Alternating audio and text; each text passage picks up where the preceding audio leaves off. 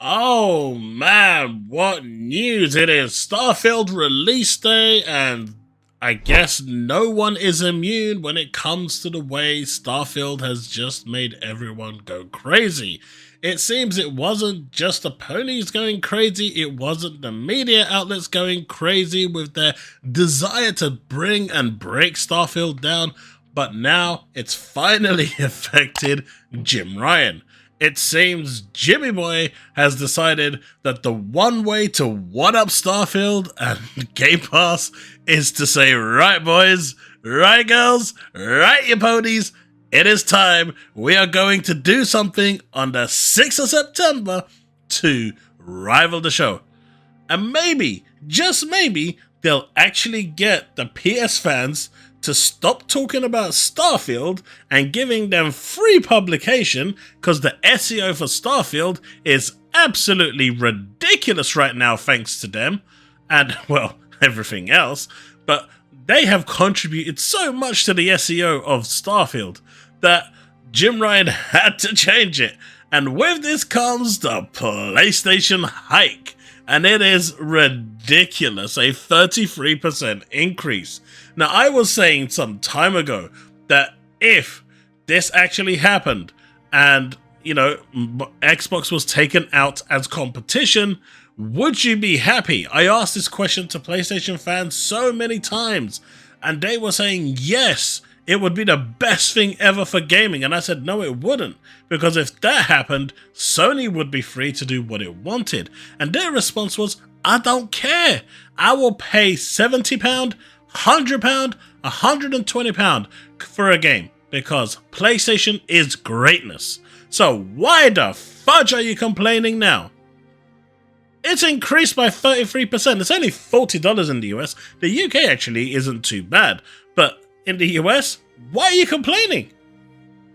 I mean, at the end of the day, you said you're willing to pay double for the games. $120, that's like $150 a game. And you're complaining about $160 a year? Now, don't get me wrong, I think what Sony has done is ridiculous. But they have managed to get everyone, at least on the PlayStation camp, stop talking about Starfield. And I guess if that was Jimmy's, biggest intention, great.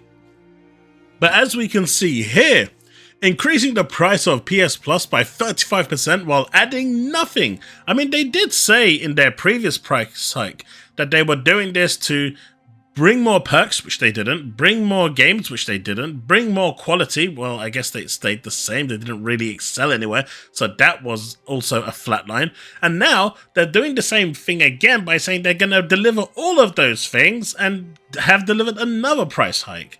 Not sure what Sony is thinking. I think we all know what Sony is thinking. They're all thinking, you guys will buy a brick as long as it's got the PlayStation logo. I mean, just look at the PlayStation Portal. It's an overpriced piece of garbage that anything else can do. Yet, the PlayStation community have gone absolutely crazy over it. I mean, it doesn't even have a proper processor in there to do cloud gaming. I mean, come on. It's true that subscription prices have been going up across the board, but it's normally like 10% or less. And this is the other thing, right? Sony fans are blaming Xbox because Game Pass went up by $2. Now, if we're looking at, and that's basically £1 here in the UK. Now, if we look at that, right, it went up for the monthly fee. The actual annual fee for Xbox didn't really change. Unlike Sony, who has just done it across the board. But it's for the players, right? It is for the players. That is how it works. And to think that they've increased the prices for Saints Row, which is trash, a free-to-play game in Black Desert. I know it's paid for £10 in Europe, but everywhere else in the world is pretty much free-to-play. And Generation Zero. They chose this month to make it a price increase. At least make the games worthwhile. Jesus. Man, that is bad. That is bad. And the best part is, as you'll come to see, people are still trying to find positives in this. But before we continue, I just wanted to say a massive thank you. My previous video, I asked for 300 likes. She smashed it with 2,000 likes and 25,000 views. I mean, thank you so much. I am extremely grateful, and thank you from the bottom of my heart for your continued support. I hope to be releasing continued awesome content for you to enjoy. Love to hear your thoughts in the comment section below. If you haven't yet subscribed, do consider subscribing. We are trying to hit that 5,000 before the end of the year. We're almost there. And in fact, if we actually get there, I'm going to set myself a new goal because you guys are absolutely amazing. But the sub count, the like count, all of these actually help bring opportunities that then I can bring forward to the channel, improve on the channel, and just provide you with even better content. So thank you so much for your continued support. Also, in regards to my streaming, I am going to try and get online at 1 AM for at least a couple of hours before I do like a whole day stream. Once I wake up, we will be streaming here on YouTube. As you can see, the poll speaks for itself. Over 80% of you have wanted it to be here. I kind of get that. This is where the community is. So we will be going live hopefully at 1 AM, which is when the actual embargo lifts for me and the game releases for early access. Let's go. Now, on with the video! Now, Pyro here, who's an avid PlayStation fan, says, PlayStation fans, please be honest here. Is Sony getting too confident? Increased price on PlayStation. I know they've just had a recent decrease because they're trying to get rid of old stock before the PS Slim comes in. Increased price on PS Plus. No hype shows or communication. No focus on Japan. High prices on accessories. I mean, $200 for a remote play device, which requires another $200 headset because the official Sony PlayStation headset doesn't work because it doesn't come with a Bluetooth device. How sad is that? But hey, as Bill Gates said, they could sell a brick with the PlayStation logo and you ponies will lap it up. Insane focus on gas games. We believe in generations. Derek Strickland here says, that PS Plus price increase is pretty high. Now it makes more sense why Sony stopped reporting subscription numbers. Because they knew that it was going to crash down. They knew people were going to start cancelling. And as we've seen on Twitter, those prices have gone crashing. And I actually do feel for PlayStation fans, despite the fact that they were high and mighty and saying that they would be willing to pay £120 a game because PlayStation delivers greatness. It was clearly, as I've been now hounded on Twitter, a whole pile of bullshit. Bullshit. Bullshit. Bullshit. Bullshit. You said so. It's all bullshit. All of it. They're not willing to pay for shit. There we go. Because all that talk about them going, we will pay for anything. Xbox gamers don't buy games. We don't care if they want to charge us £100 for a game. We will surely pay it because we believe in quality. We want to support them. Well, support them. Support them for $160 a year. Go on. Go on. Don't cancel your subscription. Do it. Just do it. This person here, Saturnin, $135 a year now, while Game Pass is $240 a year. But they give day one games. You don't. You do not. And you're not offering anything of value from the previous model. Plus also has far better bullshit. There we go. Alright. Synth Potato. PS Plus price increase is a effing scam. Monthly free games keep getting worse. I mean, what the hell were they thinking with Saints Row, right? For both Essential and Extra. They've literally been removing exclusives from PS Plus Extra, which they, people were saying that games come off Xbox, third-party games. They're removing exclusives. Like, they're removing exclusive PlayStation games. And people were telling me that PlayStation doesn't remove games, but they have been, and I've been noticing it for a while. And now they want to ask for even more money? What an effing joke, Sony. And this is the one, right? Here comes the copium. Do you guys think Sony are ramping up a huge fall 2023 first-party showcase? He's here trying to justify the $160, right? Cloud benefits after Spider-Man 2 launch, which it seems to be a forgotten memory at the moment because I don't see anyone talking about Spider-Man. By suddenly hiking the PS Plus pricing and also dropping the PS5 console price across the globe? Or are they just being greedy AF? As F, I'm not going to say it. I'm super excited for PS Portal. See? A brick with a PlayStation logo and he is super excited. What can I say? It just happens. But look, let's be fair with this guy. I know he trolls. I know he plays the game. And I know he's in it to trigger people. But even he put his, put his hand where his wallet is. And he actually did it. Bye, Felicia. Your cancellation is confirmed. The PlayStation Plus Premium. And I've seen a lot of these. Whether they're going back 2 minutes later and resubscribing and begging for forgiveness is another matter. It could all be for show, but I've seen a lot of people cancel the premium. And to be honest, I've had premium now for 2 years because I've been getting my offer on Black Friday, and I've been getting basically the premium package at the same price as extra because of Black Friday, cheap PlayStation codes off retail stores where they go on sale, and of course the 25% discount that Sony give. All that happened at the same time. So it's been actually not so bad for me, but I've never used the feature. I think I downloaded the new Sonic Frontiers once to try it out, but I'm going to buy it anyway, and I don't think I even played it. So there's that too. I mean, I've never used the demos. The fact that they hide demos behind a paywall is ridiculous anyway. They cloud saves behind a paywall? I mean, come on. It's ridiculous. And, I mean, what are you exactly paying premium for?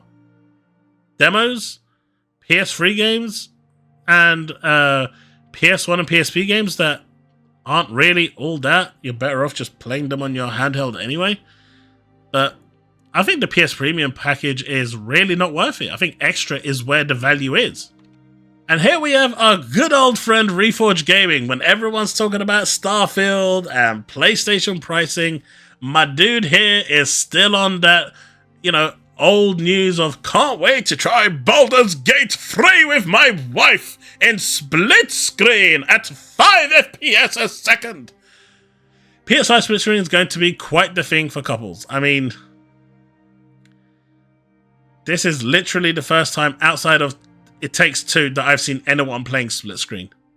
This is the hill the guy wants to be on the biggest day when there's so many other things to talk about. He's still on the Baldur's Gate. Dude, keep up with times. Now this one here is really weird, right? Because I think this one here has taken the Starfield drama to a whole new level.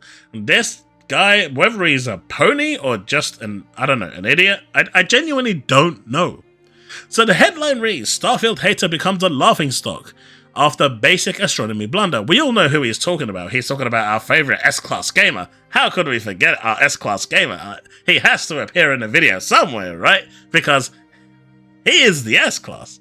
Well, this title is disrespectful and rude as F. All because you disagree or think I take his word. I mean, it's not wild. It's, you might try to land on the central core bubble and die, but you're not going in there without and surviving. It's a gas giant. So it's not about disagreeing. It's a fact. You only see this because he's black. Like, wow. I mean, he's actually gone there. He's actually now saying this is racist. The only reason that they're going after S-Class gamer, not because he's a pony, not because he's pro PlayStation, not because it's console wars, not because it's anything else, but because he's black. Like, this dude, seriously, I'll be straight up with you. Piss off. We don't need your kind. We don't need this sort of shit. All of this is banter. All of this is like give and take. We're all having a good time taking the piss out of each other. There's no need for this level of shit, right? They would never have this title for anyone else. Wow. Just wow. Unbelievable. So, if this guy is a pony, he's literally taking it to a whole new level by trying to rap it now that people are going after ponies because they're racist. Oh my god. But it does get better, people. It does get better because Grummz has delivered us another beautiful quote. He says, the best place to buy and play Starfield is on PC. Modders will make it an endless source of good content. Xbox won't have this. But here's the thing. Pete Hines confirms that Starfield will be receiving official console mod support post-launch, and it'll be via the creator program, I assume, but it's going to have mod support. So once again, Grummz is full of shit. I mean, not that anyone didn't see that coming, but everyone saw it coming, right? Oh god, this is too good, man. But now we move on to other stuff. The Elder Scrolls 6 has gone into full production as Starfield launches. We probably won't see it for another 2-3 years. It may not even arrive this generation. It'll probably arrive for the next generation consoles as a launch title, I suppose. But it has gone into full support. It will be exclusive on Xbox and PC. That is pretty cool. And just think, guys, if this is what Starfield did, just what is this game going to do? Don't forget, this is Todd Howard's last Elder Scrolls game, and he wants this to be a full fantasy world simulation type that you can live in for years to come. He wants this to be, alongside Starfield, his legacy. The last 3 games he wants to make that I've seen is Starfield, which was his pet project from years ago, 25 years in the making, this one, and the next Fallout. But man, you can imagine how big this game is going to be. HiFi Rush brings some much needed good news because Bethesda says they learned that there's a big audience of games like HiFi Rush, and thanks to its success, it reinforces them to take more risks on games that are new and different. That's actually really awesome, because a lot of what we see today is just a generic rehash of just the same old kind of type of game, the same genre, the same style, the same everything. Taking a risk and making something different can be very costly and can be very detrimental to a company. As we've seen with Callisto Protocol, where they released it. Oh wait, no. They actually wanted to favor PlayStation. They degraded the Xbox version deliberately and then wondered why no one on Xbox bought it. And when their sales quota didn't actually meet the expectations, they quickly tried to fix the Xbox version. Yeah, that's a completely different story. They got what they deserved. I'm sorry for the employees, but if you're going to deliberately degrade a version, you kind of deserve it. And I'm, in full support of people boycotting that game at the time as they did, because the publisher absolutely deserved that. But this is really good to see that this sort of thing is happening, and it is great. We have here, you'll soon be able to back up your Xbox clips and screenshots automatically to OneDrive. Microsoft has started testing this with Xbox Insiders today. Here's your first look. Essentially, you can just upload it straight to your OneDrive. It's pretty cool. It's kind of unifying that whole Microsoft ecosystem into one, because you could do it through a different portal previously. Now they're bringing it into one, so it's easier for you to access anywhere. I think this is actually pretty sweet. It actually works. But that is it. We will be streaming live tonight over at YouTube. I'm going to actually be streaming earlier on Twitch with something else, a game I play on my other channel. So if you want to check me out at twitch.tv/ChaosLounge, you can do. But that's the video. I hope you've enjoyed it. Thank you so much for your continued support. Don't forget to leave a like. We have that 300 challenge there. Don't forget to subscribe. 5,000 is not too far away. You guys are amazing. Thank you so much, and I'll see you in the stars. Remain legend.